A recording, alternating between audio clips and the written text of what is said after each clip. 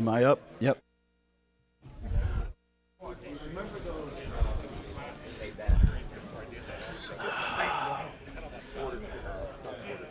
Yeah, find some place. Here, you could set it right.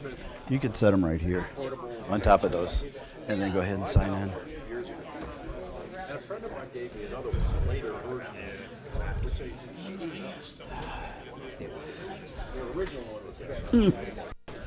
Welcome, everybody. Glad to see the people did the weather and got here tonight. So,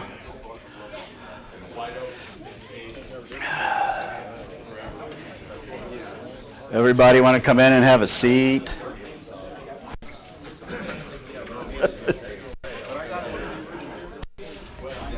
Meeting starting.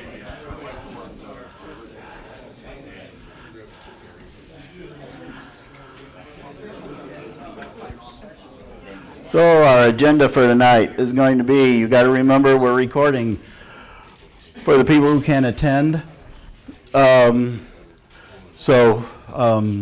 you're going to speak up, we'll have a microphone in the middle. When the presenter comes in, if you want to ask a question, move to the microphone and ask the question. Then we're going to go announcements, new members, have our raffle. We have some business items to go through, show and tell, and then we have a wonderful program by Gorilla Glue. So start off with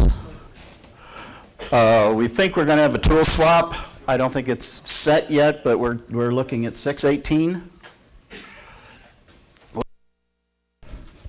Am I dying again? We also need another cameraman. We would like to have, 4 of them, so nobody has to do everything all the time.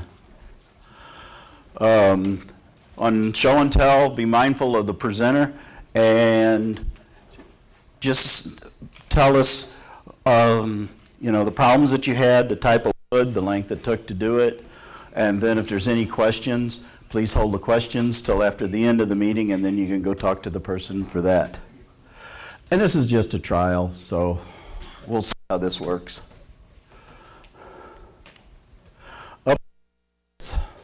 I'm dying again. Upcoming events. My head ain't on right. So June 16th meeting, it's still kind of up in the air. I don't think we have a firm thing on that yet. In June, we're working on the tool swap. August, we're going to have a luthier, Joe Mendel. Is going to be the picnic and the art museum furniture tour. And then in September, Dave is going to be showing us his wonderful chest that he made. And then, Bill, is there anything else you want to talk about on classes and stuff coming up? Okay. Mike is over there. Oh, Al's got it.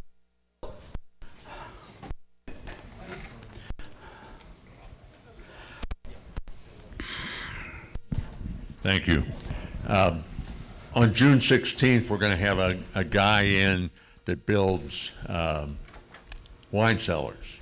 I think that should be a pretty interesting presentation. Free samples of wine?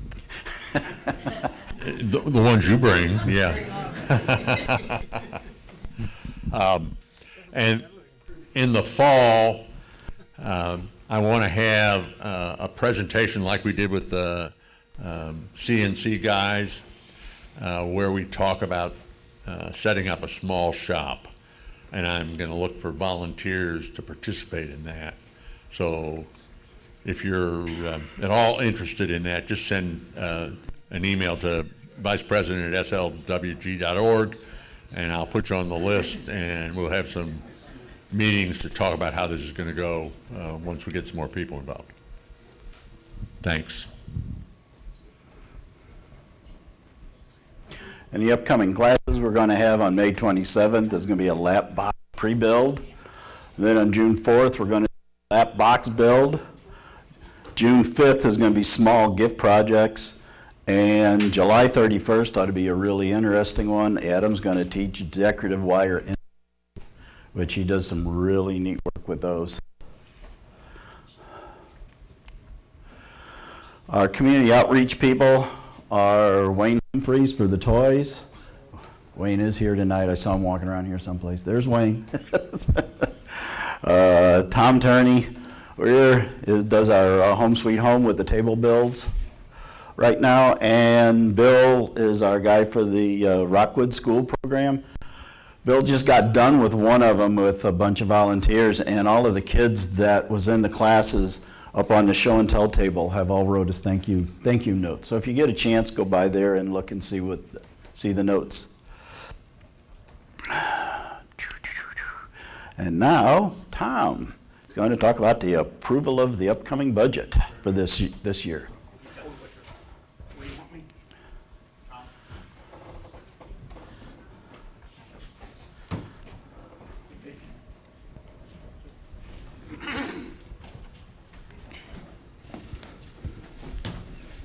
Okay, last month we were supposed to present the budget as part of our annual business meeting, and unfortunately that slide didn't make it into the stack.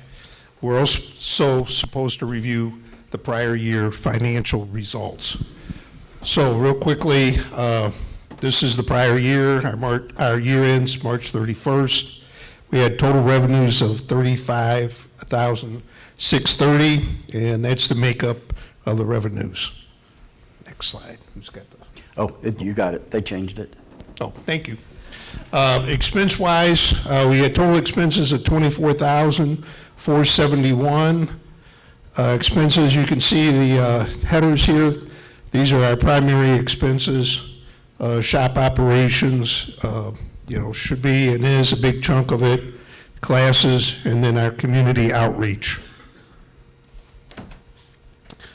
So with revenues of 35 and expenses at 24, we picked up 11,000 in cash.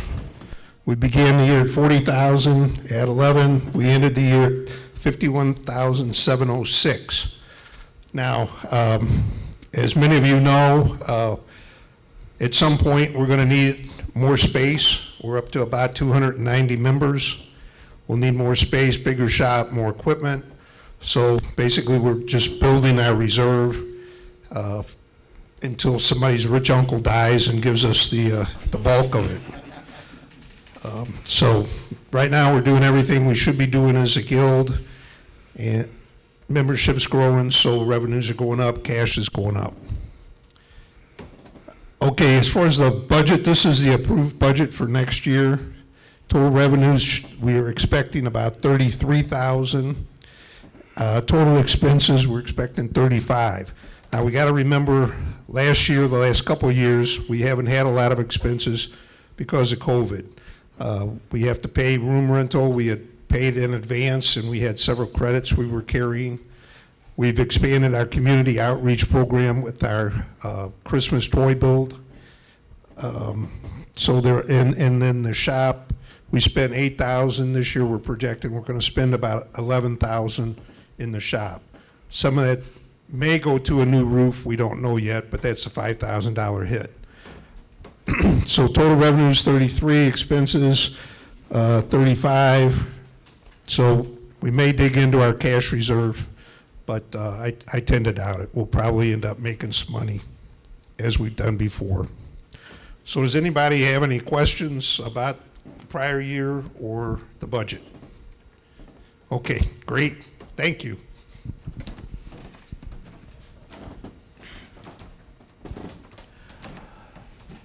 All right, so we got some changes coming up.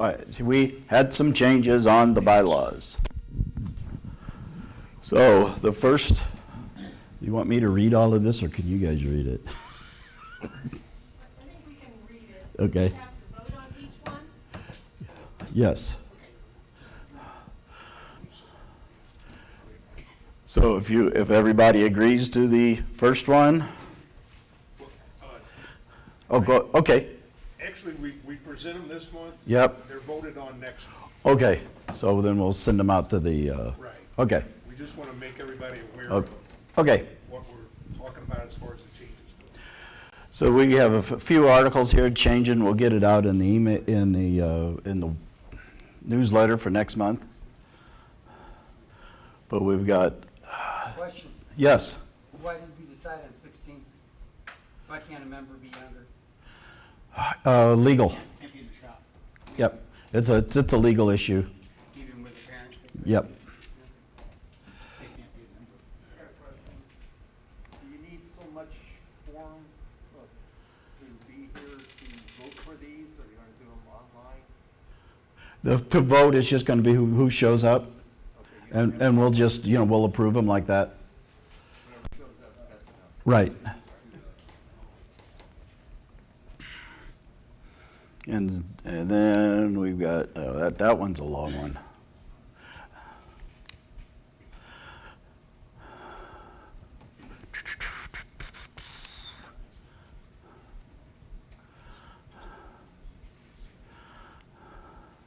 So you'll all be getting them, and we'll talk about that and vote on it next month.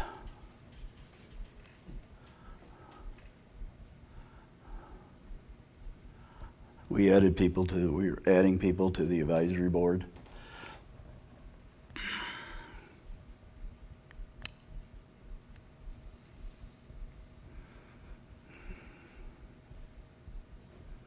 And changing on the outreach programs. And that's it. Question, Sure. are those additions voting members? Say that again? Are these additions to the board voting members? No. Okay, that's what, thank you. Yes. Are all guild members going to be getting a copy of those changes? Yes. In writing? Yes. Good, because then they can take their time to peruse. Correct. Them and so on. Right. So, instead of just flashing them up. Correct. Yeah. Okay. Just be aware that they're going to be coming. Okay, we'll go to show and tell. If everybody who has show and tell, if you want to come up and line up over here. And I'll be first. So this is a ring box that I made for my wedding. It's made out of canary wood, which is really heavy, but really nice to work with. The bands are lace wood. I learned that this is blood wood. This is the hardest, crappiest wood to work with. It splinters between the layers. So you cut it like 1/4 inch thick, it splits. It was really weird, and I used it on I made my hinges, and it fell off of the back seat of the car, and it broke a hinge. I was like, shh. Brittle. It is, I thought it looked nice, and I thought it was going to be really good, and both of the hearts are inlaid, and I did that one and that one. So that was it. Thank you. Next. Here's the camera. So that's what you camera there? showed. I can't see myself. Dana. Hello, I'm John Ferreira, and I have a few bowls I made. This one here was stabilized oak and sweet gum balls and pine cones with a epoxy finish on the outside where I spin the bowl at about 8 RPM so that it coats evenly.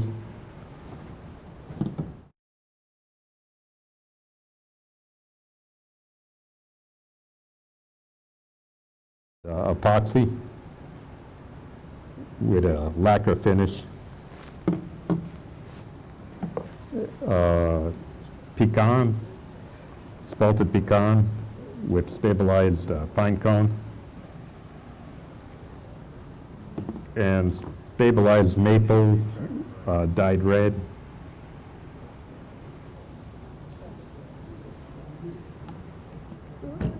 Any questions? The dye, It's in the stabilizing fluid. I dyed it red with Alumilite resin dye.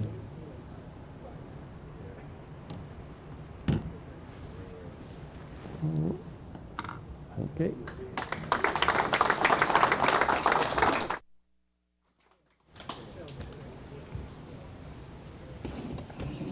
Hello, I made this Moxon vise.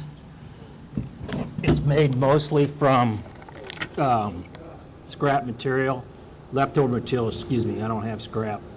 The hardware comes from Taylor Tool Works out of Columbia, Missouri. And on the top, I cut in some dovetails to use these micro jig clamps.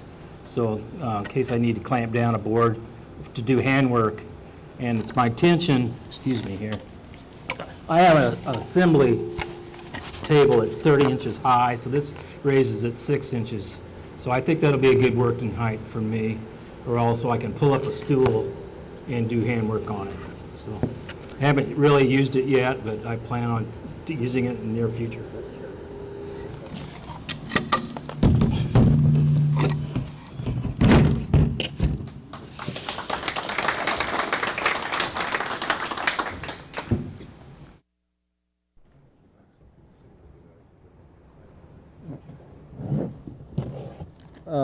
Larry Alvarez, and I did some abalone pins. Takes probably about 4 or 5 hours on each one because it takes quite a while to put each individual piece of abalone on the pin, then the turning of it since it's all aluminite, and you can't hog it off too quick because it will burst on you. Now that's it. Okay.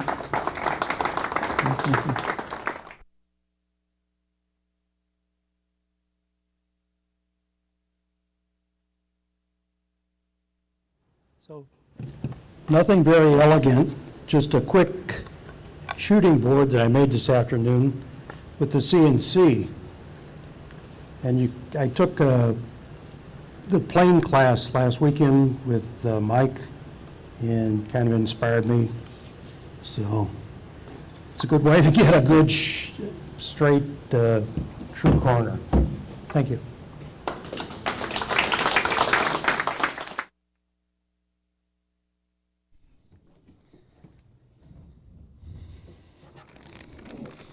I cut an octopus jigsaw puzzle.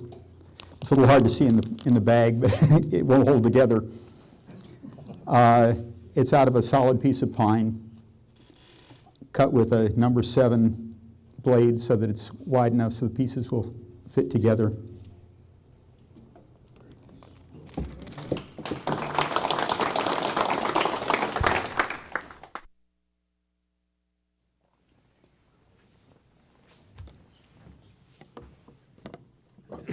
I'm not showing the box. I'm not sure how your feeling is. Seems to me, the more you spend on chisel, the more you are disappointed. The little you spend, then you feel very frustrated because it takes so much time to get the chisel prepared. So I started making my own chisel. This is a dovetail chisel. So I got rid of the handle because when you do very delicate work, you hold at the bottom anyway. You don't do this because this way gives you much better control. So the steel is some kind of generic Chinese-made high-speed steel. So the composition is very similar to A2 steel. You know, when I was working, I went to China a lot, so I acquired quite a few.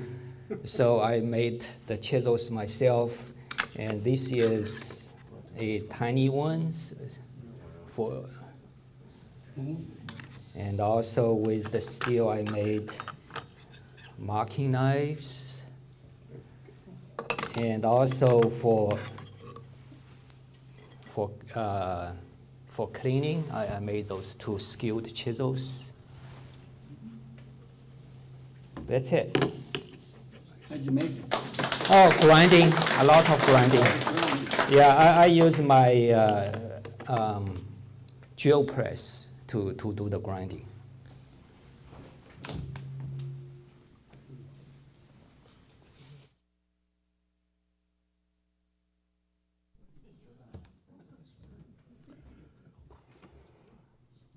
Well, I'm a new member. My name's Ron Johnson, and Brian and I actually work together, and he's known me for years, and I like to do veneering.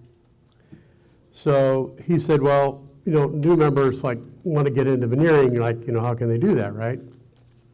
So many years ago when I was young, I bought a book, right, back in the day before the internet. So this is a really good book, and they have one, a copy back there in the library. Name and author. Let's see, Veneering Simplified, and it's by Harry Jason Hobbs. So anyway, to get started with veneering, so this is a real simple box. I made this probably 30 years ago. It's a real simple box. It's rosewood, walnut, I don't know what the top of it I made out of inside here. I don't know what that is. So I went to Hobby Lobby and I bought one of those cheap little pine boxes that they had. They're unpainted, right? And I bought an X-Acto knife and some, don't get aggravated with me here, contact cement, okay, and a straight edge, all right? And of course I finished it, of course. But anyway, that's what I made this out of. So, you know, so you get the box, I don't know what they cost. They're probably $10 now at Hobby Lobby or whatever. You know, cheap hinges from the hardware store, nothing slick. The veneer is probably the most expensive part. And contact cement or spray adhesive nowadays, you know, you can get anywhere. Comment about contact cement, if you look at the top of this box, you can see the cracks in it. So it didn't hold up. It didn't hold up for 30 years. But, I mean, to get started and make something simple, and you can probably get into veneering for maybe 25 bucks, you know? So what the heck, give it a shot. So that's what this is about. And then for the folks who are more accomplished, this is something I made probably 20 years ago. It's called a gentleman's box. You know, back in the day when everybody carried a binder with them, the binder got thrown in here, and you throw your keys in there or whatever, that kind of thing. It's veneered on the inside, banding, and walnut burl on the outside. It's book matched down the middle. And I will make a comment about the finish on the top of this. I pulled it out. It sits in one of the other rooms in the back room. And I didn't finish the top of this. It still needs to be, what do you call it, smoothed out or whatever. You still got divots in it from the veneer. But anyway, so that was it. So like I say, for 25 bucks, you too can get into veneering. Yes, sir. You used contact cement on the first box. What cement did you use on the second? Oh, no. This is regular old PVA glue, wood glue. It's calls and all that kind of happy stuff, you know. I got a cheap, you ever heard of I think it's called like Rocketeer or something like that. Quote me on the name, but they make a little hand vacuum press things, and they are great. You can buy them for like 80 bucks. And, you know, you can do a sheet, you know, I don't think you can do a half sheet of plywood, but you can do a fairly large sheet of plywood with it. And they're, you know, you don't have to buy the compressor or whatever that stuff is, the vacuum press and all that, and the hoses. You just got to put it in the bag, seal it up, and pump it up by hand. It's real simple. They sell different size bags. They sell different size bags. Yeah, they sell different size bags. You get small ones, big ones. Anyway, so anybody else? All right, guys, thanks.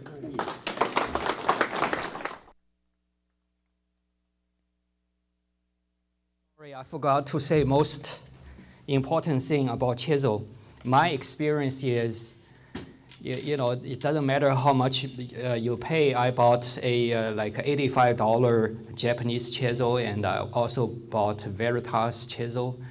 I was very disappointed. The thing is, if you control the cutting angle, so you have a primary angle, you can use 25, 30. I mean, for mortise chisel, I would recommend 35 to 40 degrees. That makes huge difference. The durability of the cutting edge is much better. I forgot to say that.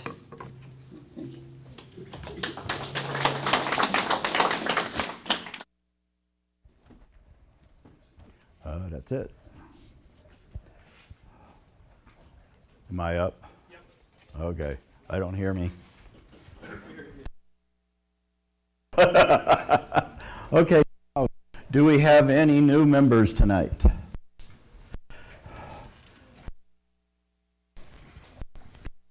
Up and talk about yourself and what you like and.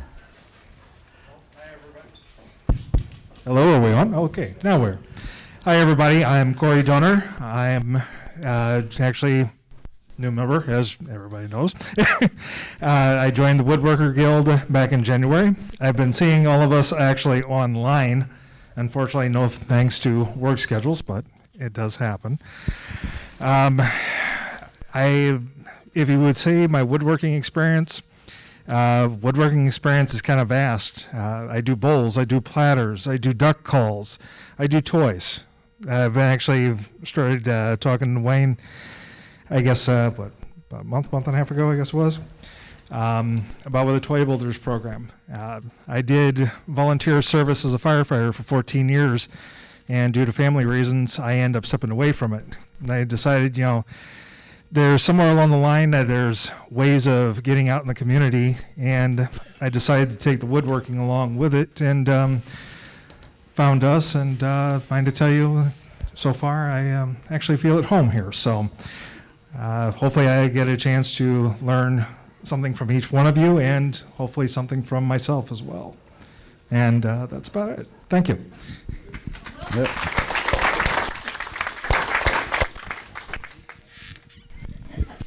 I think that's it for the new members. Let's go to raffle. Raffle tonight. We have a $50 gift card to Woodcraft. We have a $20 gift card to Rocklers. And a new pen. I shouldn't pick the first one. I got tickets. Who doesn't own any tickets? Wait a minute, you're peddling these things and you didn't buy any either? All digits 776533. All right. Hey, wait a minute. That's a Turner, isn't it? Yeah. Are you guys related? I'd like an audit. Hey, Tom, pick the next ticket, please. Don. He's got some more tickets. Oh, that's okay. Well, he's got 3. Yeah, but he picks. He can still win. He could still pick. He won. Let's let him pick one. Winner usually picks. If he picks another one, Oh. he throws it back. Okay, Joe Turner. It's 776543. Yes! Oh.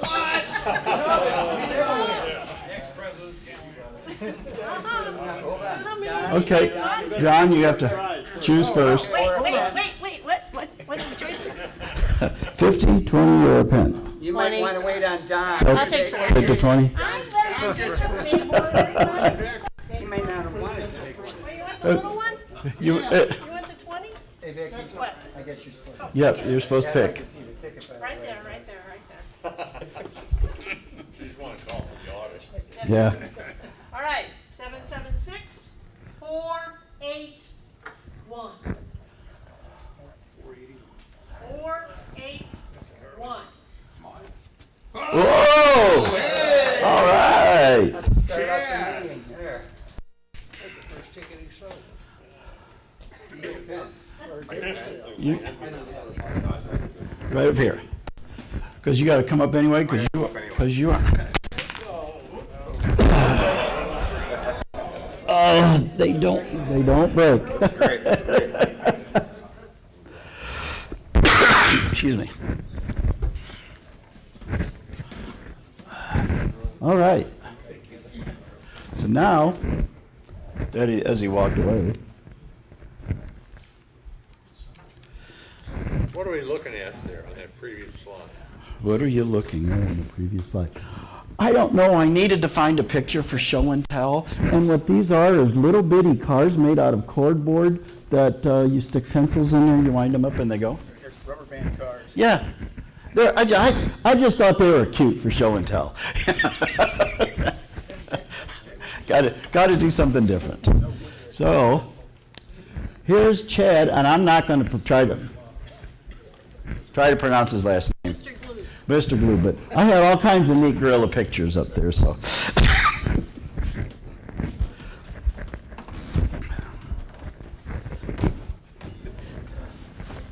All right, glad to be in sunny St. Louis. I was originally scheduled to talk here in February. There was an ice storm that prevented that one, so between ice storms and tornadoes, I'm finally here. At least your baseball team, I'm from Cincinnati, is above 500. We're not even hitting a batting average. You had the big red machine. We do, but it's not this year. So my name is Chad Forstoffel. I'm a technical director of Gorilla Glue.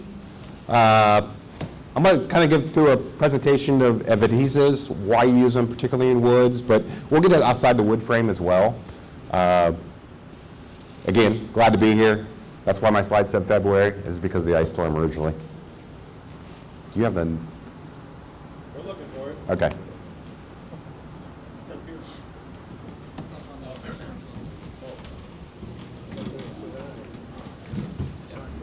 That'll work.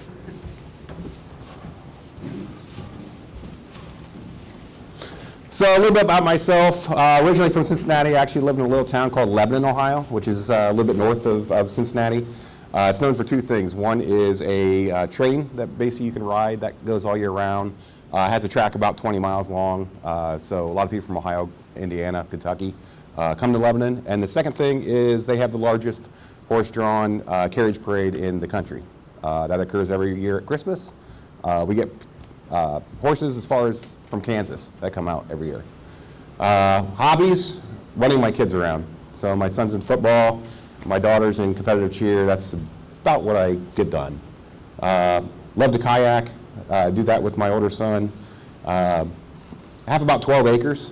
Restored a 1915 Aero motor windmill. Have that up my property, 45 feet tall.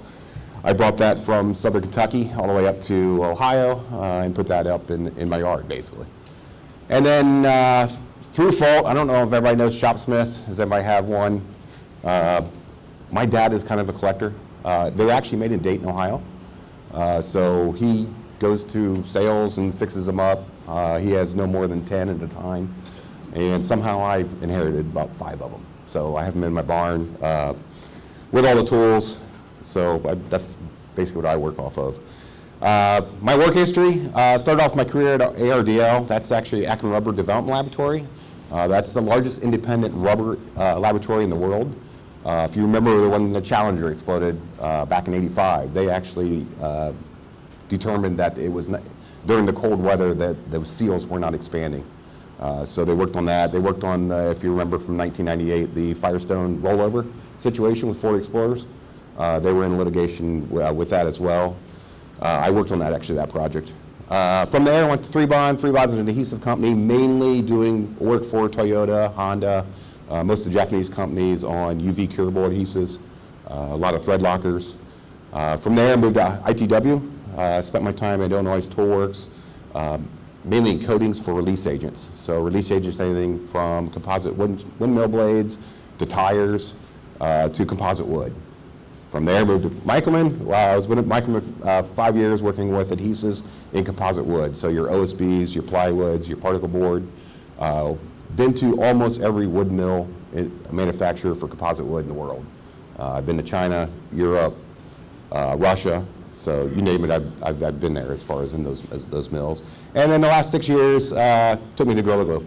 So Gorilla Glue is my first foray into more of the DIY market for adhesives, but it's been an enjoyable ride. Why learn about adhesives? I go to Home Depot and Menards, Home Depot, Lowe's, a lot. Every time I go in there, there's always somebody that is bright-eyed staring at it. They don't know what to buy. They know they have the project to fix. They have no idea what adhesives. This is a set just from Home Depot. You can see there's tons of different adhesives. I let it go about 30, 60 seconds before I try to help them out. I might also be working for Home Depot and Lowe's at this point. Adhesives can be confusing. Even the associates, we try to do a good job of training, particularly at Lowe's and Home Depot associates. We put together training programs that are separate from their programs to try to help associates for these projects. So please, if you're in those sections, ask the associate. They should have taken at least our training classes. But the more you know about adhesives, the better choices you can make for your jobs. And this is very important. No adhesive can do it all. We're talking about wood adhesives here, but adhesives are, because of the properties of the adhesives, there is always the best choice for your project to fix or repair. So why adhesives stick? Adhesive, what is it? It's a substance capable of holding materials together by surface attachment. No kidding.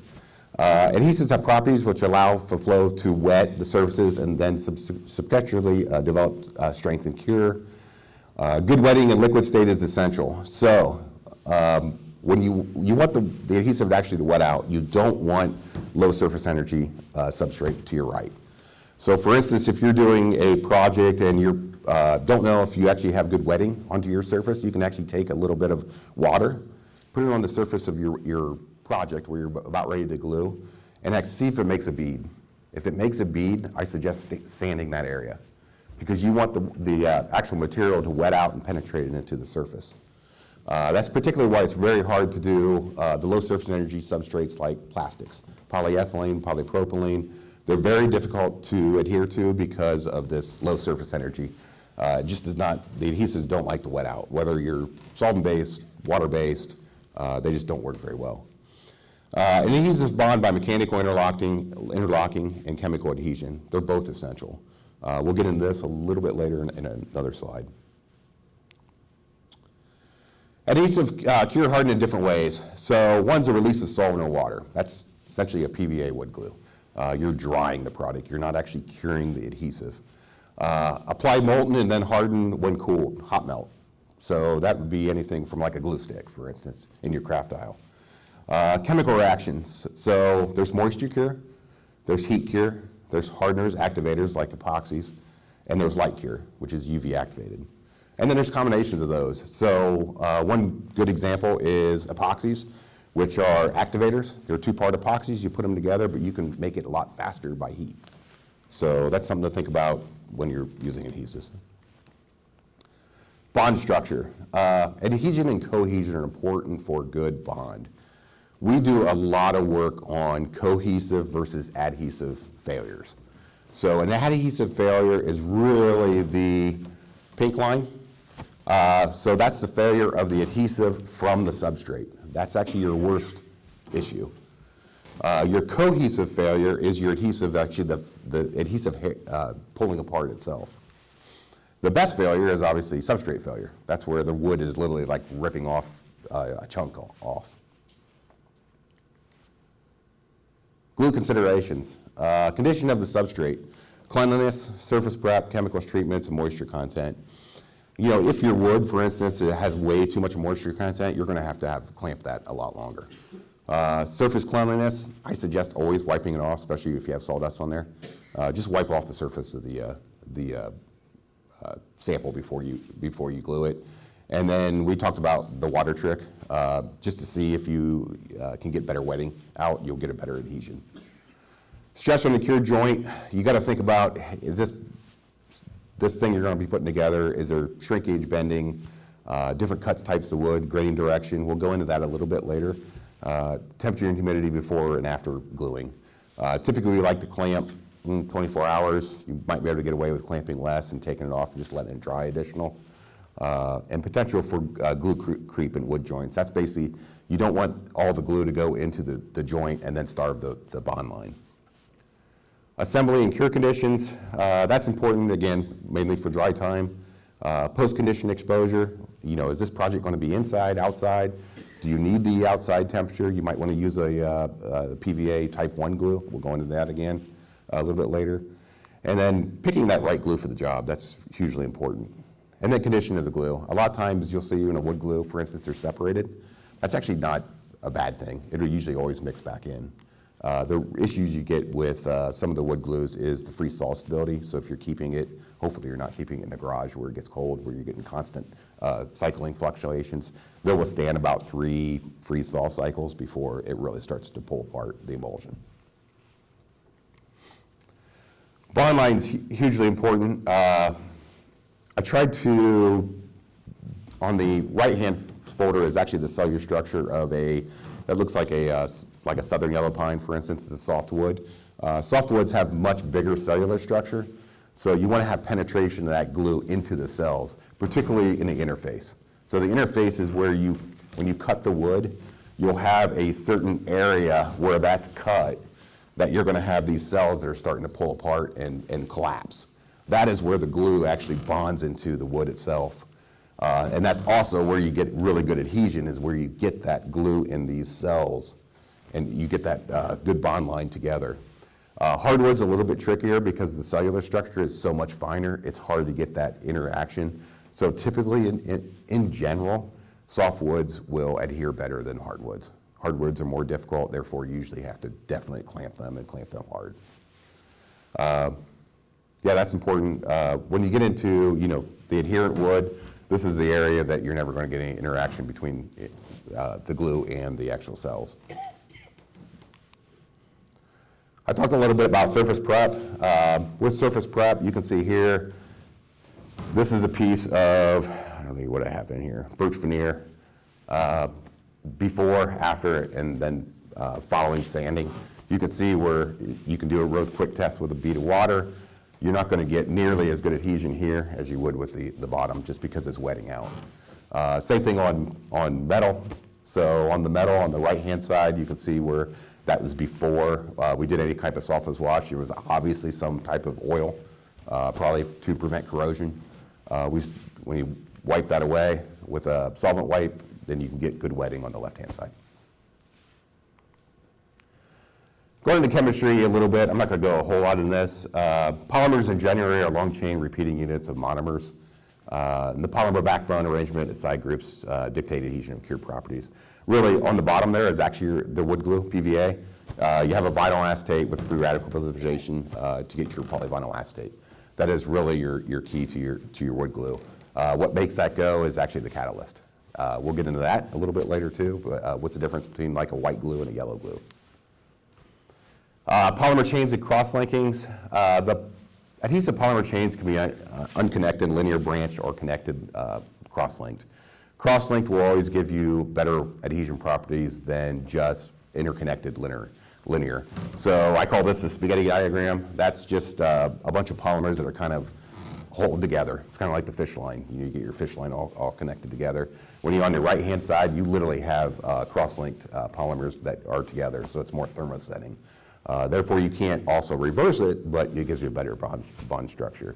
So cross-linked chains that have more cohesive strength, it's really your water resistance with your epoxies, your gorilla glues, your methyl methacrylates, those type of glues. And cross-linking not always positive as a temporary bond is desirable. Just what I was talking about. When you have a more cross-linked thermosetting, you can't reverse it. So for instance, in the type 1 wood glues, there's a lot more cross-linking. So once you make that, for instance, with heat, you cannot get it apart. Once it's cross-linked, it's cross-linked. Chemical components, and typically in adhesives, so you have your polymers, one of your base things, then you have your solvent carrier, your water carrier, for instance, in wood glues, fillers, rheology modifiers is basically just a thing that kind of makes it thicker. Plasticizers, if you add that in, it gives it some flexibility to the glue. Adhesion promoters gives you more adhesion. Wetting agents, that's to help the wetting out of it. In UV curables, you have some UV and oxidation inhibitors. That also helps you with UV stability.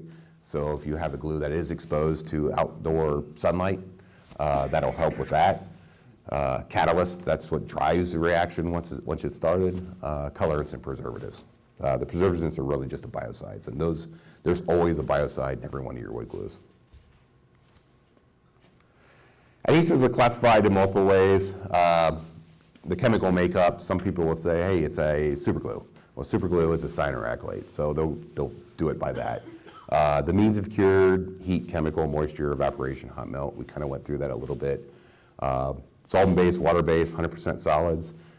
Again, wood glues, most of them are water-based, but there are some solvent-based glues out there, like somebody mentioned contact cement. That's solvent-based glue. And then 100% solids, those are your, a lot of your construction adhesives. I don't know if everybody's used the cartridge with construction adhesives. We'll get those in a little bit on a later slide. But sometimes they classify it by application. I just mentioned construction adhesives. That's something that they would basically say in like a Home Depot or so. And that's how it would be classified. And then structural versus non-structural, which is structural is basically ability to support heavy loads. A lot of that has to do with your epoxies, your methyl methacrylates. Some people classify it as natural synthetic. You'll see in a later slide, most of the adhesives out there are actually synthetic. There's only a few natural ones. One particular one actually is in the wood glue industry. We'll get to that. And then consistencies, whether it's thicker or thinner. A lot of people will classify some of those adhesives in that way. Common adhesive types at retail. This is the big slide. So synthetic glues are by far the majority that you'll find at Home Depot or Lowe's. Your wood glues is a PVA. Your school glue is a PVA. They are different. Polyurethane, Gorilla Glue, the original Gorilla Glue is a polyurethane. Super glue, which are cyanide-acrylates, epoxies, contact adhesives, solvent-based, construction adhesives, which contain polyurethane. They could be SBR, they could be SMP acrylic. A lot of those are a lot of 100% solids materials. Hot melts are all ethylene vinyl acetates, and then methyl methacrylates, which are not all that common in DIY. They're mainly used in industrial. For instance, the automotive industry to do bonding of metal to metal. Whether it's your hood, your side panel, those are all almost methyl methacrylates, but they're super strong. And then natural glues, based on plant starches or animal proteins. This is your hide glue. Does anybody ever use hide glue? Yeah. There is, I like hide glue. It's not very common. It's usually only sold in Rockler or Woodcraft. You can't even find it at Home Depot or Lowe's. We may change that. Wood glue, polyvinyl acetate. So it's a latex emulsion, PVA. Polymers basically suspended in water with a bunch of additives. They're typically 50%. Anywhere between 48 and 53% is typically all of them. Whether it's the Gorilla Glue one, whether it's tight bonds, they're all around that range. So that also means it's about 50% water, which has to basically be driven off during the cure. So they're ideal for wood, readily absorbs polar groups, interact with polar groups in the wood. So if you remember that diagram I did with the cellular structure, that's why wood glues are really ideal. The water is absorbed into the wood itself, and it really makes that good bond. There's different grades available. Assembly conditions, open time, clamp time.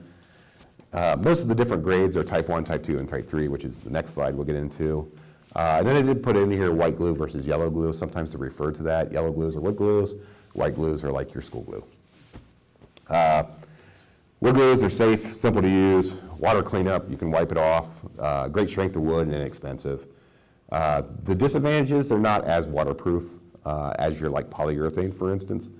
The water does have to come off to cure, so that's your dry time. Your dry time is typically a little bit longer. When I say a little bit longer, it's probably overnight. Freeze-thaw stability, I mentioned that, where you can usually get about 3 freeze-thaw cycles, so it's basically frozen, then thawed out 3 times before really the emulsion starts to fall apart. So I highly recommend on any of the adhesives, don't stick them out in your garage. Make sure they're in a heated environment. I keep all my paints, adhesives, everything in my basement, and then take them up to my wood shop when I need them. And then low temperature bonding. So that's kind of a disadvantage where, because it is water, You can't use it outside in very cold weather, just because of the water content. Question, Yeah, can white glue be used for white? it can, it's just not as strong. So I can give you some rough PSI numbers, so pounds per square inch, and we'll get into that here probably in the next couple slides. How's that? So there's 3 types of basically what we'll call wood glues. Type 1, Type 2, Type 3. Oh yeah. I had one question, but what glue would you recommend for outdoor projects such as making outdoor furniture, such as? The Type 1. Repeat the question. Type 3. He was asking what type of glue would you use for outdoor projects. In the wood glue realm, I would use Type 1, but there is a case where using original polyurethane, so the original Gorilla Glue, is actually even more of an advantage than Type 1, just because of bond strength and in your water resistance. Chad? Chad, would you repeat the question when people ask? Yes. Thank you. Please Okay. step up to the microphone when you have a question, so we all can hear and people on the internet can hear. That one? Yes. What is the open time for type 1? It's about 20 minutes. Between it's If you're going to glue up something. you got about 20 minutes of open time. You have to be, and the type on 3 is longer than that. Yes. Yeah, the Type Bond 3 does tend to be a little bit longer. We did a lot of research on that. We landed at about 20 minutes for that one. I know the Type Bond, I think we set it almost up to 40 minutes for that one. So you have a little bit more working time. That's been my experience. And for type 1 or type Bond 3, which is stronger? Actually, Type 1. So when we developed Wood Glue Ultimate, and by the way, I have samples, so everybody grab a sample of actually a couple of them. I have probably enough for everybody to have 2 of them, of the Wood Glue Ultimate. So when we developed Type 1, it launched about 1.5 years ago, we used Type Bond Type 3 as a control, because we know that's actually a very good adhesive. I've never knocked the Type Bond products. I think they're actually top-notch adhesives. When we developed our Type 1, we got about 15% more bond strength. And what is the strongest single glue, metal to metal? Is it epoxy? Methyl methacrylate, by far. Excuse and I me? have a slide on that. Yeah, metal to metal, we can get into that later. Methyl methacrylate is by far the strongest. So Type 1, Type 2, Type 3, it goes by Type 1 is the most water repellent, so it's considered waterproof. That's definitely your outdoor glue, your outdoor PVA wood glue. Your Type 1 or Type 2, we consider it more water resistant. It can be indoor or outdoor, but I really suggest it just to be indoor. And then a household glue, which is Type 3, is more of your white glue. So what's the difference of those? Mainly the Type 3 has no catalyst in it. So it's just polyvinyl acetate with no catalyst. So you're not getting any of that cross-linking. When you get into Type 2, it has catalyst, but at a pretty low level. And then Type 1, there's a few tricks to get to a Type 1. Number 1, you have a pretty good loading of catalyst. And number 2, you have actually wood flour in there, which acts as more of a, not necessarily a filler, more of a, something that kind of holds the bonds together itself. So you'll notice in both the Type Bond 3 and the Wood Glue Ultimate, you'll see some particulate in there. That is actually micronized wood flour. It's real fine. And that's actually in the formulation, about 3%, so it's not a whole lot, but it actually acts as kind of like a reinforcement agent. So if you think of fiberglass, it's kind of like putting those glass pieces in fiberglass to hold it, to make it stronger. Going, Type 3, 2, and 1 is kind of a little bit odd because it's the opposite nomenclature of Type Bonds. So Type Bond Type 3 is actually a Type 1. Their Type 2 is obviously the same, and then they have a Type 1, but I'm trying to think what they call it. They don't call it a Type 1, or excuse me, they have a Type 3, but I'm not sure what they call it. I think it's just their original, and it is a white glue. Any other questions? The polyurethane Gorilla Glue, does anybody use regular polyurethane on any of their projects?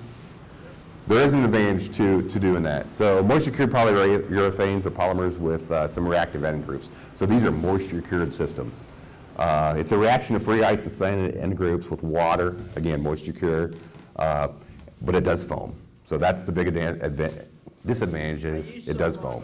Some steam bending that I did, and that seemed to work out pretty well. with Yeah, it. it's super strong. I mean, it's very strong, but you have to clamp it hard because of that foam. And the foam occurs because the reaction itself is forming carbon dioxide.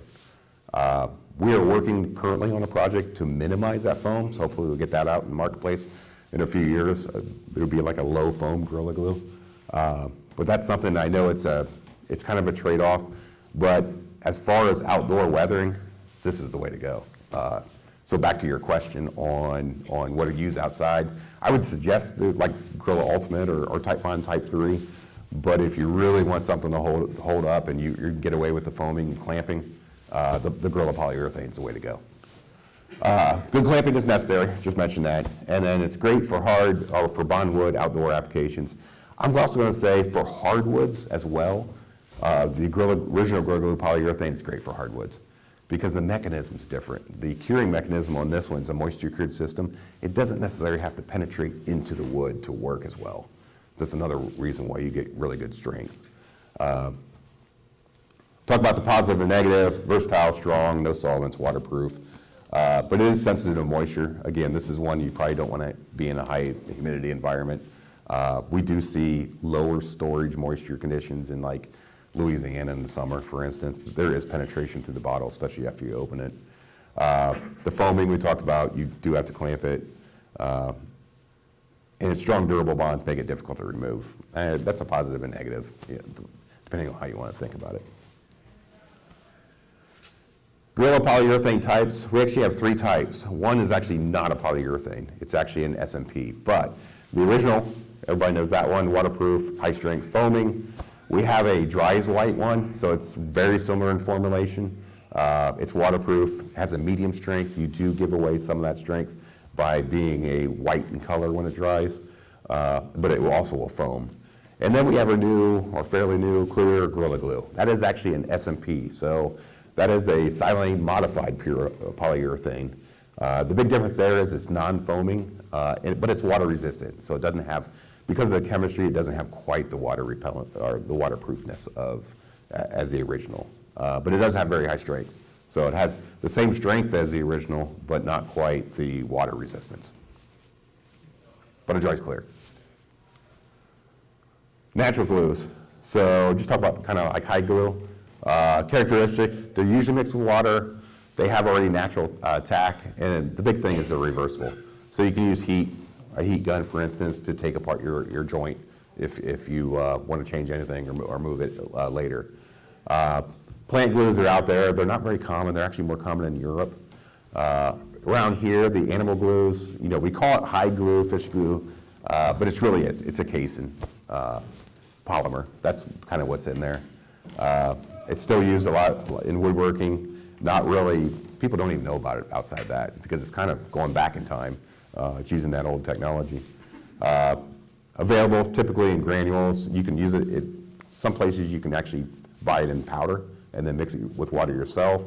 But it requires heat to use, and it's available in different gram strength. The big thing is it's reversible. So you can glue something up. It doesn't have the strength of your typical PVA glues, but again, you can heat it up and then take your product apart. Versatile and non-toxic, of course. It is not waterproof, so that's the biggest downfall. It would not be waterproof. It's usually required mixing and heating. Construction adhesives. So there's several chemistries out there. By far the latest and usually the higher priced ones are SMPs. So those are your silane modified polyurethanes. But there are some lower ones like SBR solvent-based polyurethanes and acrylics. They're used more into subfloor, more construction projects.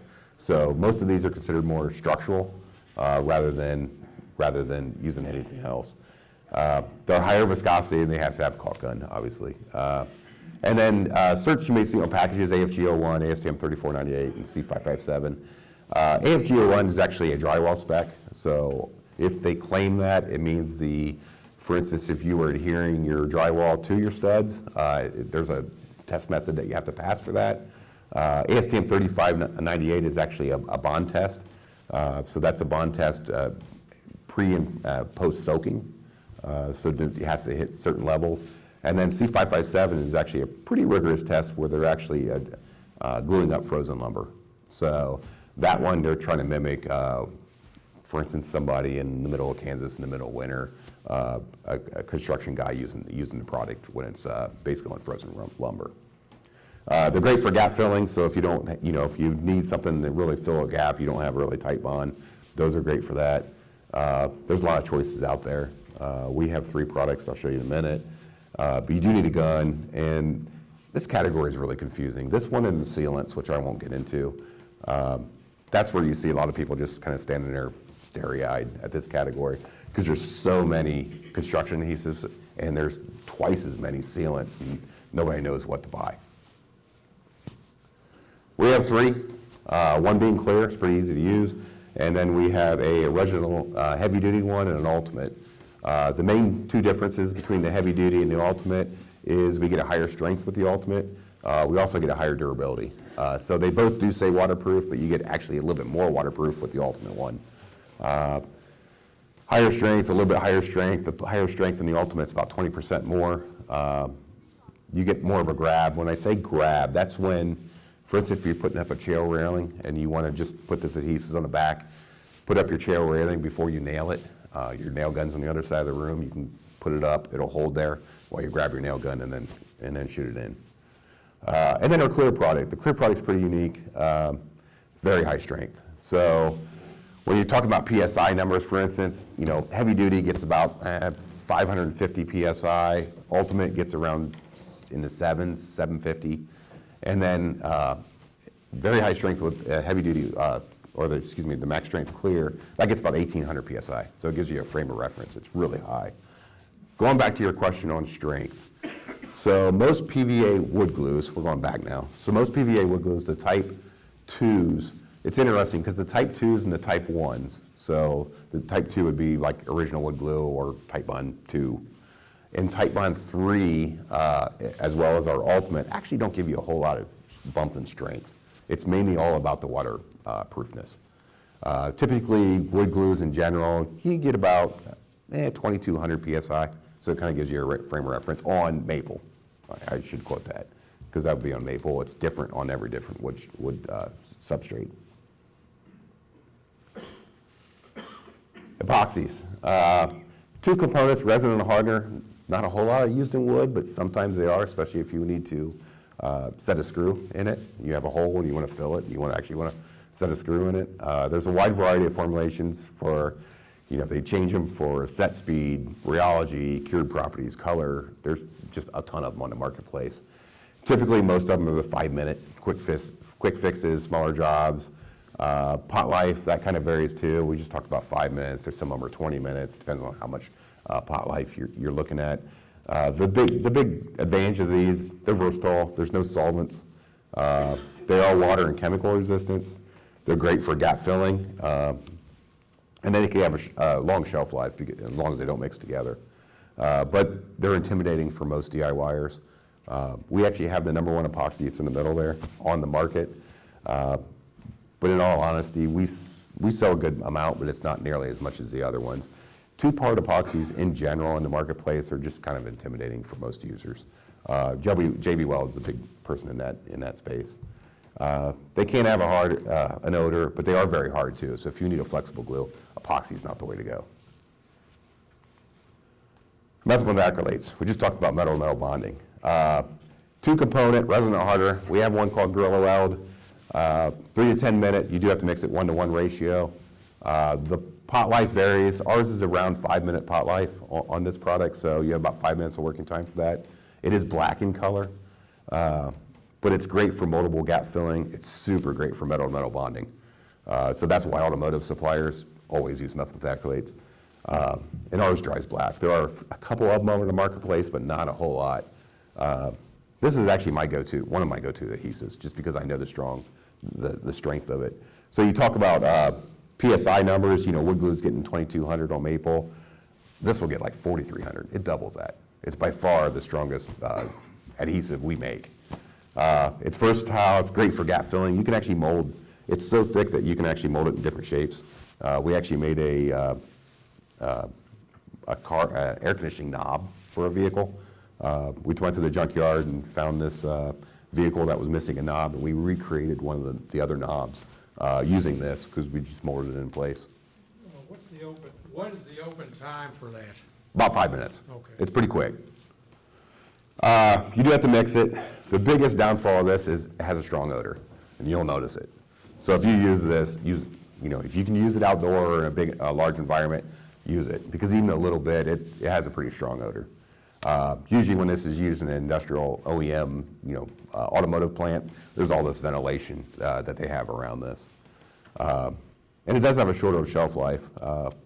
So it does harden them, not particularly the hardener side, but the resin side will harden over time. So when they use this in industrial, for instance, they use it usually within a month. We found a way to kind of put it in a tube and allow it to last longer. That's great. This is also great for tapping as well. So if you needed to, like, for instance, get into, fill a hole and then you need to tap it and put a screw in it, it's great for that. Can you freeze it to extend its shelf life? Yeah, Yes. cold, yes. Okay. Absolutely. In general, most of the adhesives, other than water-based adhesives, Are good if for you keep freezing. cold, it lengthens your shelf life. Good question. We had a question from an online viewer that asked, going back to the hide glue, if there was merit to the idea that it's also useful because it can adhere to itself, and you're used in restoration work where hide glue is originally used. Is that unique to hide glue, that restoration work and that glue? Yes, because most of the restoration work requires a natural product. That's why they use the hide glue. And as you see from that slide, most of the adhesives out there are not natural. I know there was a push about 12 years ago. I know even Elmer's had a lot of natural-based adhesives. You can't even find them now. It was one of those things that the market just didn't support it. They actually called them Elmer's Naturals. And they were based off of kind of like the rice, what I talked about, is basically a rice starch. And any merit to the idea that the hide glue adhering to itself, or do the glues do that, or? Yeah, when you heat it, it's going to become soft again, so that's where it's going to adhere to itself. I don't know, I honestly don't know if it would adhere to a fully cured system, if that was any better than like a PVA, for instance. But because you can soften it up, I would say there is probably. Is that one. So it's clear Gorilla Glue, would work well on plexiglass. Okay. Or the Max Strength Clear Construction Adhesive. They actually both have about the same strength properties. The big difference between the Max Strength Clear, it's really viscous. So if you're putting some plexiglass, there's some gap filling also. I don't know if you're sliding the plexiglass in some type of channel. If you are and you need some body in there where it won't run as much, then I would suggest getting some of the Max Strength Clear. Max Strength, is that the brand name or the brand on it? Yeah, it's called Max Strength Clear. It's really our only clear in a cartridge. Okay, I was thinking more of a CA, but that you. CAs work on plexiglass, but problem is, are you bonding it to anything else? That's where your CAs won't do as well. That's the next question. And so I've got, the traditional white, I don't know what it is, plastic cutting board material my brother-in-law gave me, and I'm thinking about using that as an inlay and decorative part of a cutting board. Okay. What glue would work between that and wood? I would go with one of those two. Okay, I didn't really want to buy a cartridge. Cartridge. Is there one of the smaller? Well, I mean, if you can get away with it being thinner, when I say thinner, it's pourable, then that one. This one's pourable, it just won't, if you're on a vertical surface, it'll definitely run down. Okay.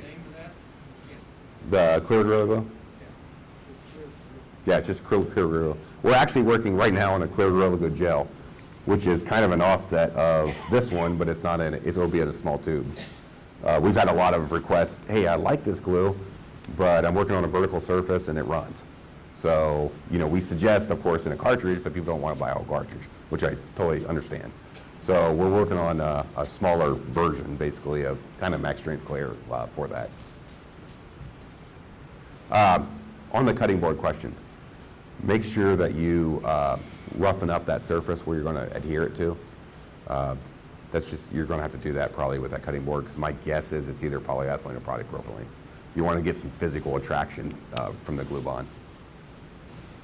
So just take a piece of sandpaper or a filing knife and just kind of roughen it up.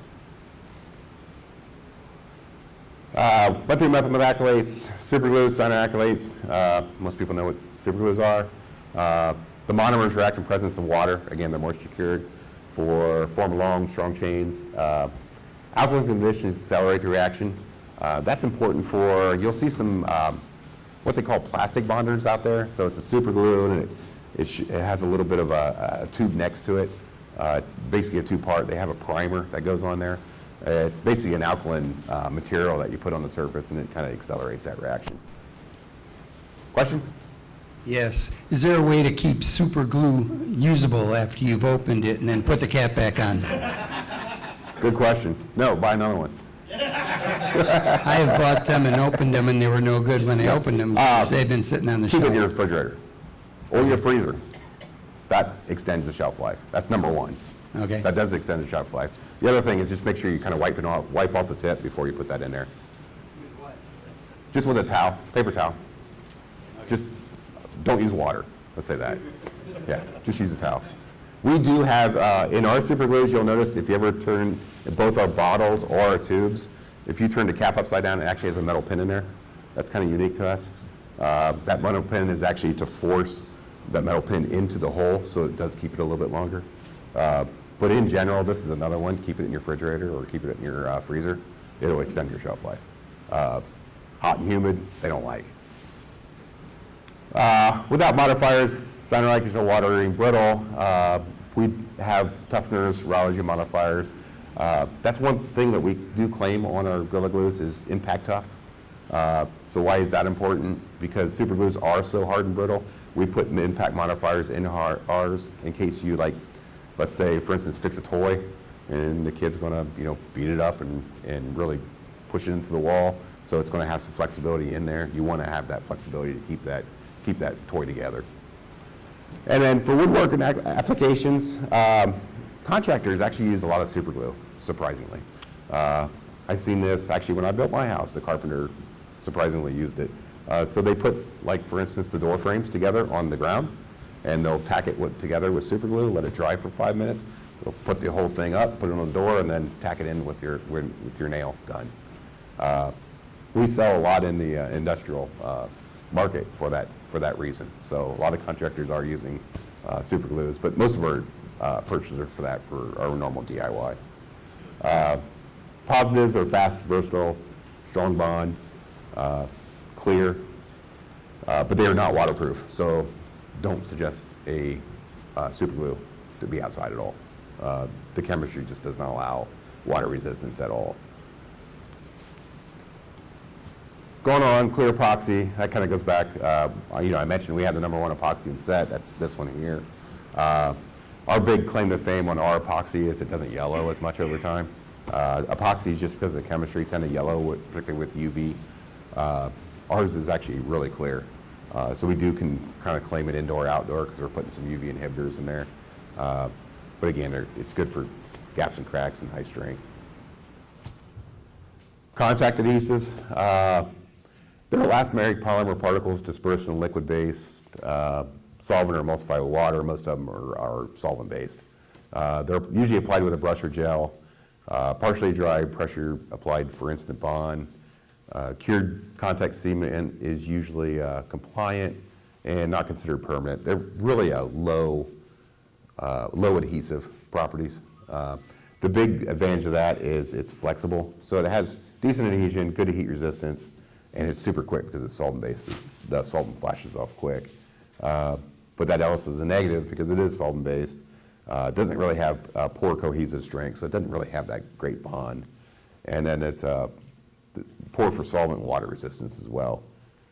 Where would you use, like for instance, our contact adhesive Clear Grip, where you're really looking into flexibility? So these glues are really flexible. They're good at like repairing shoes, for instance. So the sole of your shoe, you can repair that, where you're going to have a lot of flexibility when you're walking on it constantly over and over. They're also great for fabric. So in the woodworking, the way I envision it, if you're putting like felt on something, like inside a box or something like that, If you really want a good adhesion to the felt itself, that's where a clear grip would work really well. I know we did a lot of work on putting patches on like jeans, for instance, and then running it 50 times through a wash cycle, so 50 wash cycles, and that patch is still on there. It's really good just for that flexibility on that part of it. But if you want a structural adhesive, that's not. Remove by heat, fairly quick and easy. The disadvantages, again, low bond strength. Remove by heat could be an advantage, could be a disadvantage. Must have hot glue, gun applicator, so you have to have a hot glue gun. And then, I don't know if everybody's seen the stores, so we launched this in December of 2021. It was really not fully in stores, in most stores like Walmart, until February of this year. But we do have a wood filler now. It's a water-based wood filler. I could do a whole presentation on wood fillers. So wood fillers, there's two types of wood fillers. I don't know if, there's a solvent-based wood filler. That's the DAP plastic wood. That comes in a little can that's inverted. I don't know if everybody's used that. Great product. The problem is it's a one-time use. They tried to help shelf life by inverting the can and putting the label, so you're forced to actually turn it upside down, basically, for the lid, but it still doesn't really hold up. We went with a water-based one. We do get really strong, durable repairs. I have a bunch of slides I go into on a lot of outdoor weathering testing that we've done with this. It actually holds up really well outside, completely uncoated. It's easy to spread, shrink and crack resistance. It'll anchor nails and screws, sandable, interior, exterior. Water resistant, we don't claim waterproof. We definitely claim water resistant on this. It is moldable, and it's in a square tub. Interesting on the square tubs, I'll go on that a little bit. So in square tubs and with wood filler and spackling, if you ever use that, DAP uses their round ones. Everybody else is using the square ones. We like the square ones because you can take your putty knife and you can use it as a trowel tray. That's really the reason why we went with the, they're a little bit more expensive, but we went with the square tub.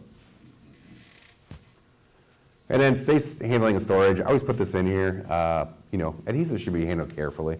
With wood glue, they're pretty safe. You can wipe it off with your finger. Safety glasses and gloves, always a good idea. It really depends. I've seen on the news where the Gorilla Glue lady did her hair. That was one. That was actually the contact spray adhesive that she used.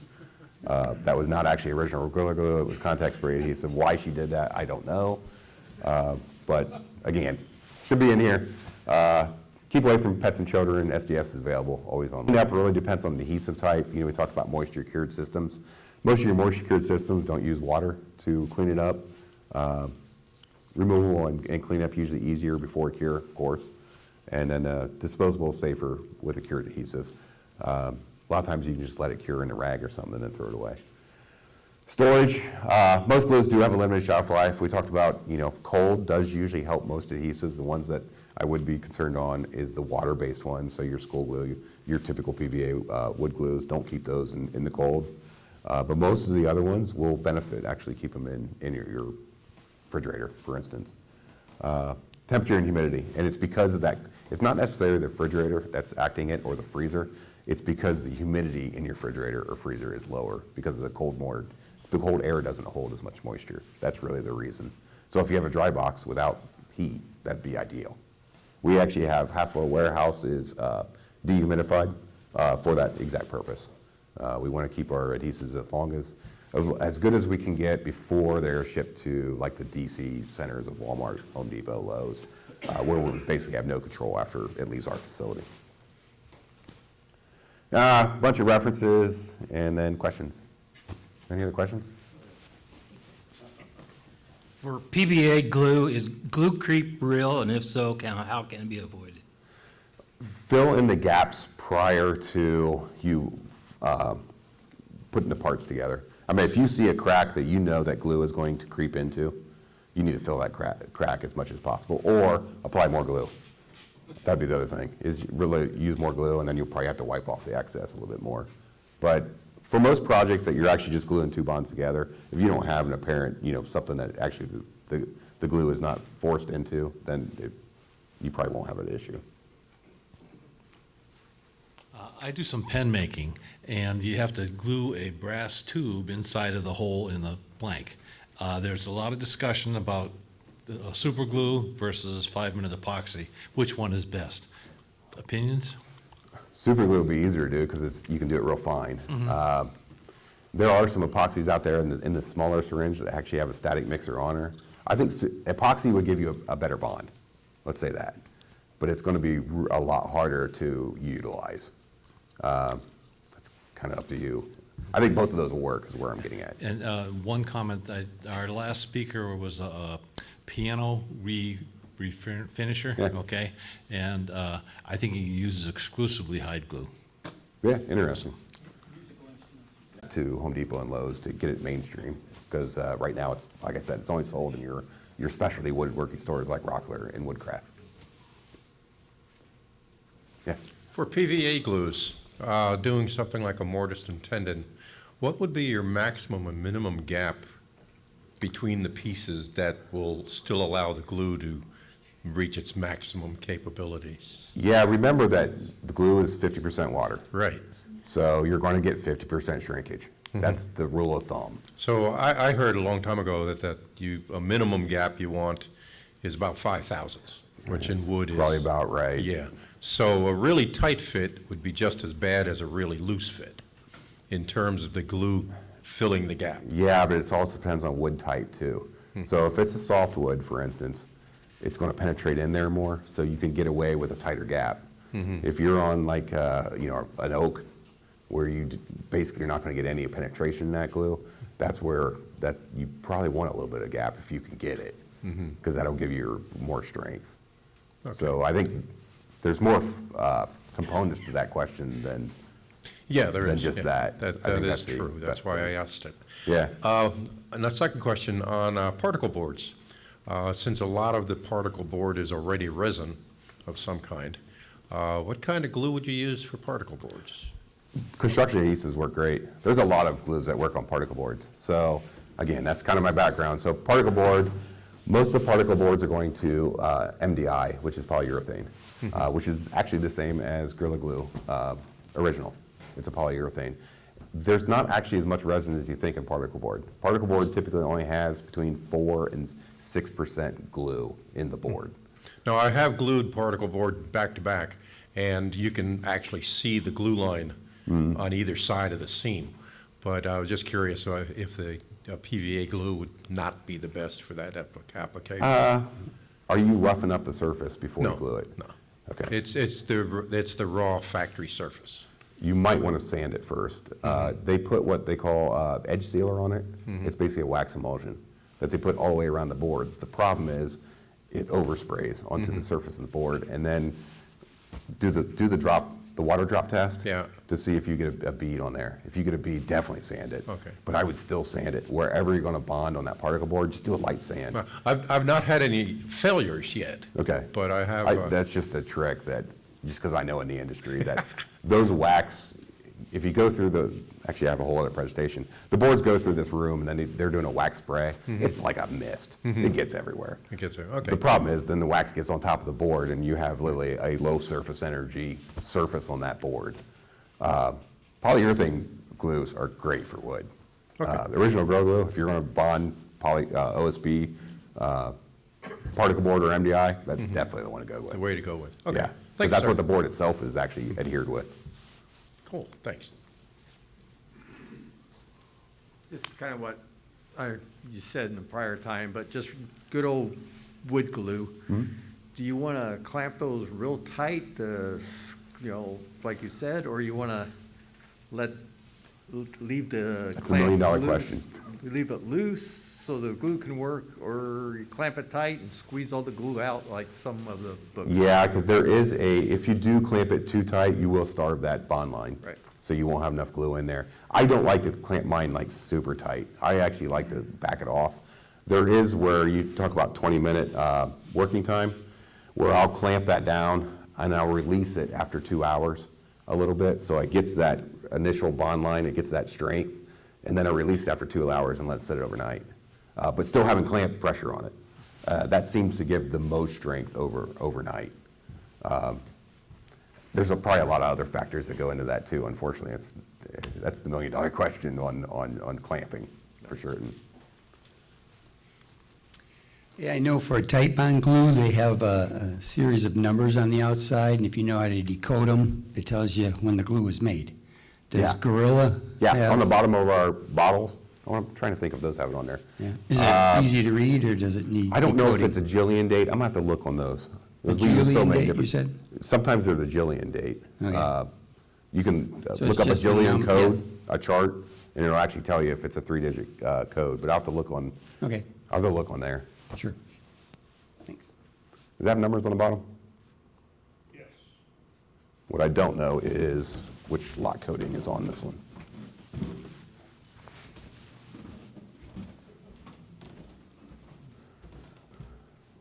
Uh, 21 is the year, so you can get the year.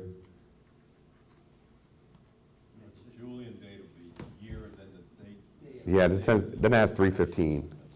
So that's probably the Julian date of the 21. Yeah, so that would be a December 21. We use so many lot coding on so many different adhesives that I always have to look up our chart to find out what we, it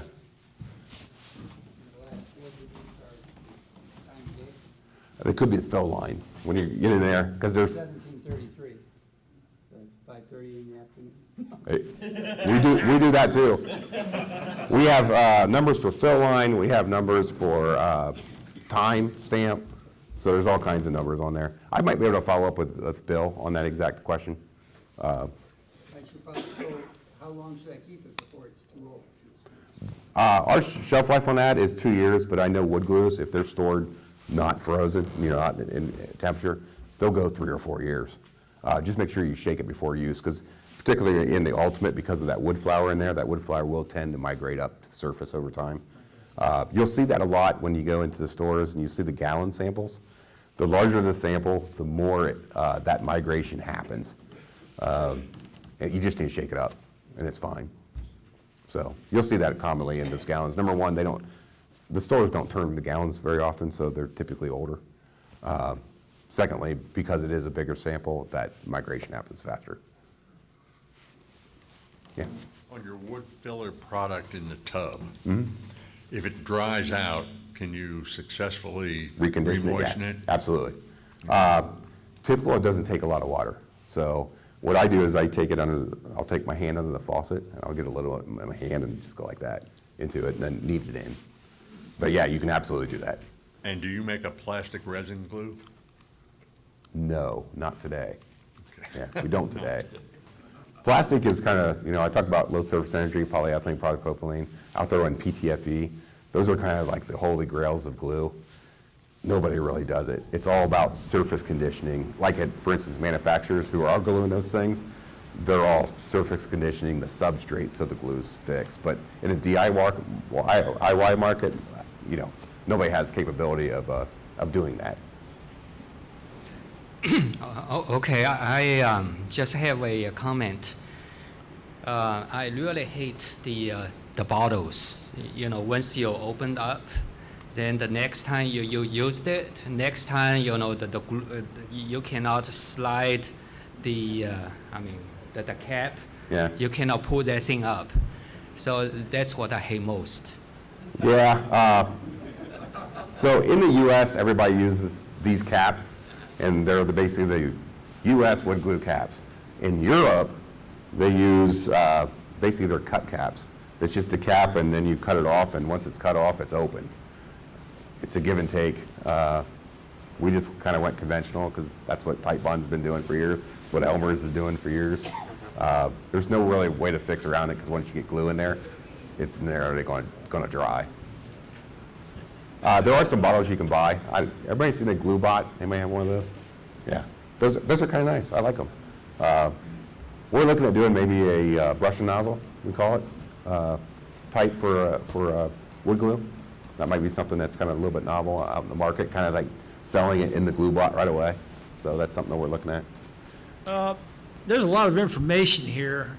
Do you happen to have a list of what type of glue to use with a particular project? I wish I did. That would be something good that you could stick at like your Home Depot or your Lowe's if you had like a... Yeah, we tried to shop list. that at Home Depot and Lowe's to do like just a card they could like hang in between the glue aisle.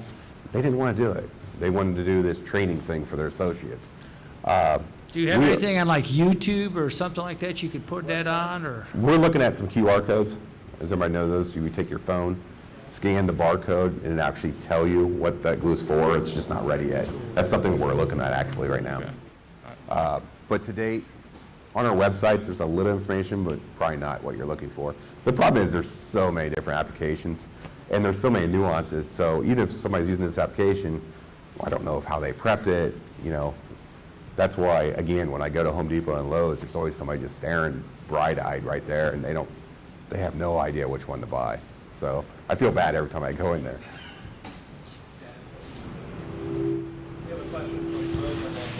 Okay. About glue in a high temp situation, like a multi-wood kitchen spatula or something like that. What you'd recommend? Where it's, that actually it will hit high temp? Or that will hold up under high temp, like a kitchen, in a kitchen utensil being used. Epoxies, methyl methacrylates, those are probably your two best ones. In the sealant realm, there's silicone types, and I don't know if everybody knows, a lot of the spatulas are made out of silicone. They're really high temperature resistance. The problem with silicones, they don't have any adhesive strength. That's why they're sealants. But as far as the adhesive realm, epoxy or methyl methacrylate would be your best bet. PVAs have some heat resistance, but not probably enough to, get into a frying pan for a long period of time.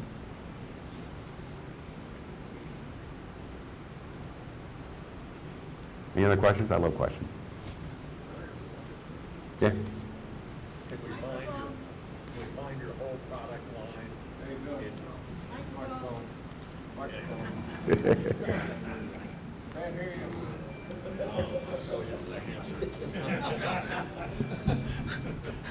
Is your whole product line available at Lowe's and Home Depot? Pretty well. There's a few of them that aren't available, but pretty well Home Depot. Our three biggest retailers are Home Depot, Walmart, and Lowe's. Those are by far.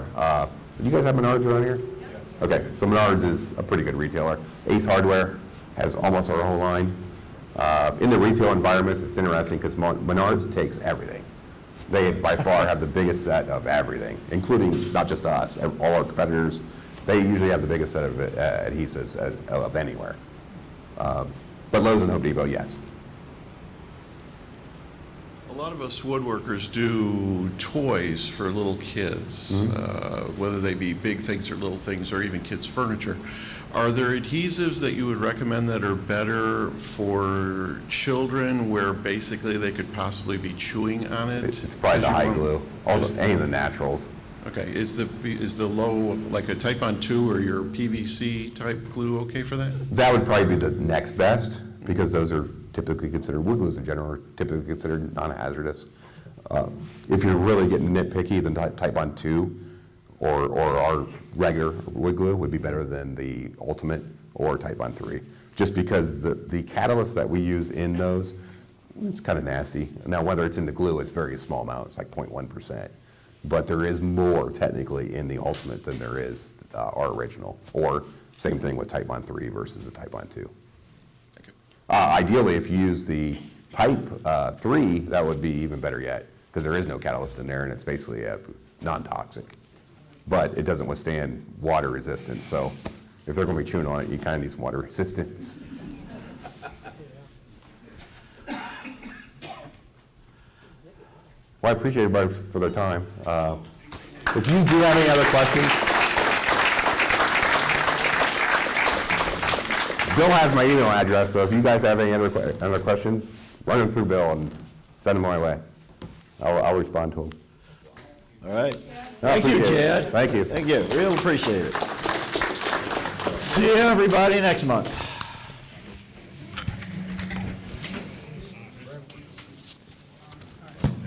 Hopefully I didn't run over. What's that? Hopefully I didn't.